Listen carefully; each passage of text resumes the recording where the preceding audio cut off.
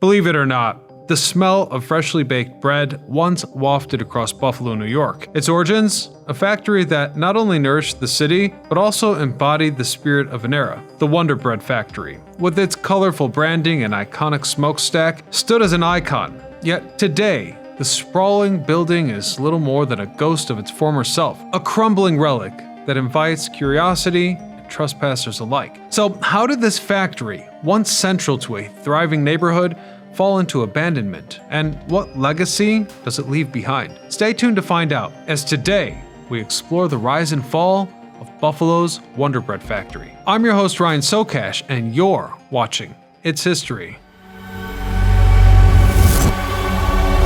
Let's start at a time long before the aroma of Wonderbeard filled the air, and the land where this abandoned factory came to stand played a significant role in Buffalo's development. The factory is situated in Buffalo's MLK Park neighborhood, an area steeped in history. This land was once part of Buffalo's grand urban planning during the 19th century, much of it influenced by landscape architect Frederick Law Olmsted, the visionary behind Central Park in New York City. The neighborhood featured lush green spaces and was seen as a retreat from the bustling industrial center of Buffalo. With that context, in 1903, George Urban Sr., a prominent businessman, acquired the land. Urban was no stranger to shaping Buffalo's landscape.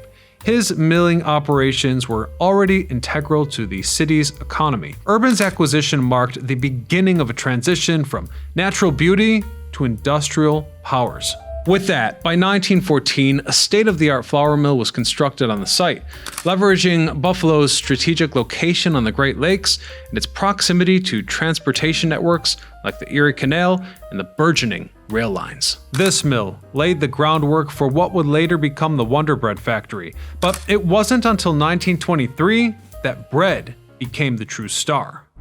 The transition from George Urban's mill to the Wonderbeard Factory was not immediate. In fact, Wonderbeard itself was born miles away in Indianapolis, Indiana in 1921, when the Target Baking Company introduced the now iconic bread with marketing that appealed to a post-World War I America fascinated by progress and innovation. As the story goes, Elmer Klein, the company's vice president, drew inspiration for the bread's branding from a hot air balloon race he attended. The bold red, white, and yellow circles symbolized a sense of wonder and optimism. Hence, in 1923, the Buffalo Mill became part of this exciting new chapter as Continental Baking Company acquired the Target Baking Company and converted Urban's mill into a Wonderbeard factory. Over the next few decades, the factory would become a cornerstone of the local economy, employing hundreds of workers and producing thousands of loaves daily. The factory's architecture reflected its industrial purpose, with large windows and sturdy bricks. Its towering smokestack, emblazoned with the words "Ward's Bakery," became a visual landmark, while the giant letters spelling out Wonderbeard invited everyone to recognize the bread that would become a staple of every American household.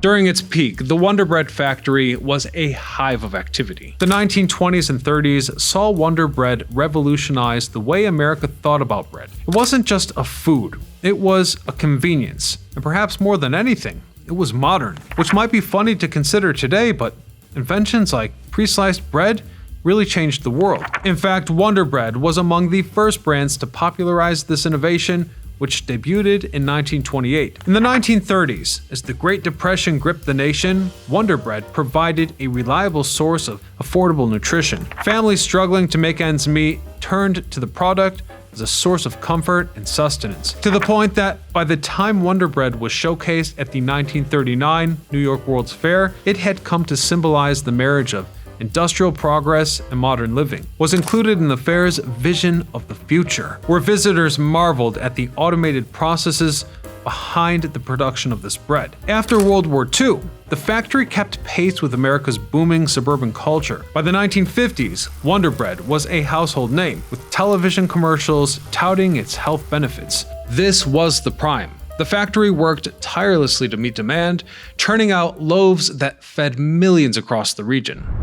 As America changed, so did its relationship with food. By the 1970s, growing concerns about nutrition led to a backlash against white bread. Once marketed as a health food, white bread became synonymous with empty calories and artificial ingredients. Then, in the 1970s, they faced more scrutiny from the Federal Trade Commission for making exaggerated claims about its health benefits, including the slogan, quote, "helps build strong bodies 12 ways," which were serious allegations that ultimately damaged the brand's credibility. Though corrective advertising was initially mandated, the company successfully appealed, and though they avoided some harsher penalties, the reputation was blemished. Meanwhile, Buffalo itself was struggling. The city's industrial base, which had sustained the economy for decades, began to erode. Factories like the Wonderbeard facility saw declining production as demand waned and competition only grew, to the point that by the early 2000s, the Interstate Bakeries Corporation, which owned Wonderbread, filed for bankruptcy. And so it was. The Buffalo factory finally closed its doors in 2004, leaving behind a massive empty shell. The neighborhood, once bustling with workers and their families, felt the ripple effect of the closure. The loss of jobs contributed to economic decline in the surrounding area, and the building began to decay. These days, the Wonderbread Factory stands as a haunting reminder of Buffalo's industrial glory days. Though its smokestack still bears the faded Ward's Bakery name, the building is little more than a shadow of its former self. Trespassers and urban explorers are drawn to the site, intrigued by its history and its eerie crumbling beauty. Efforts to revive the site have faced challenges. For example, Canadian developer Harry Stinson purchased the property in the 2010s, with grand plans to convert it into a mixed-use facility. However, financial and logistical hurdles have stalled progress altogether. For now, the factory remains in limbo, a potential symbol of renewal waiting for its next chapter. In other words, this crumbling giant may no longer produce bread. Its outlook is bleak, but at minimum, it still feeds the imagination for those who pass by it. So, what do you think the future holds for this abandoned factory? Share your thoughts in the comment section below. Click subscribe to support the channel, and if you'd like to hear yet another fascinating story about a forgotten landmark in New York State, don't miss our episode about the Rochester abandoned subway by clicking right here. Until next time, I'm Ryan Socash, signing off.